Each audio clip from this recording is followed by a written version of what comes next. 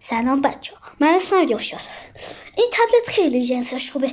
میخوایم ببینیم چطوری هم میکشه هم کار میکنه. وقتی این مدادش در میاد، این پشتش نگاه کنی یه چیزی داره.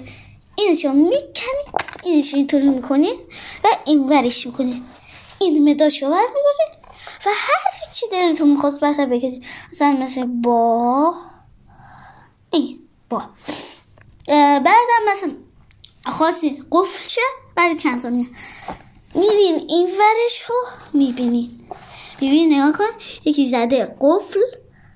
بکنید الان این قفل این قفل نیست اینجا.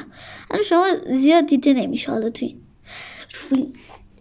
این وری میکنین مثلا میرین این ور، هرچی میزن پاک نمیشه. نگاه.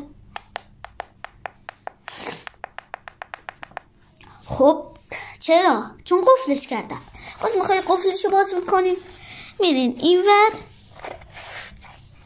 بعد نکنین میبینن الان قفلا، بعد اینا به سمت این ور رب به این ور وسط، بعد میرین این ور زدین پاک شد. دیدی؟ یه تا انگار میتونه اگر خوب ازش استفاده کنیم خوب میشه.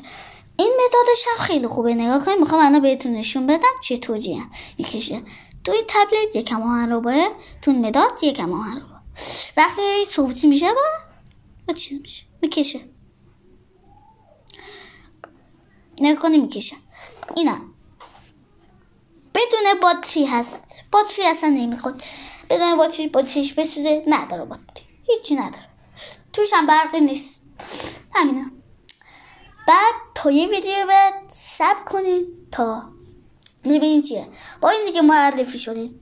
تا ویدیو بعد خداحافظ. لایک و کامنت یادت نره.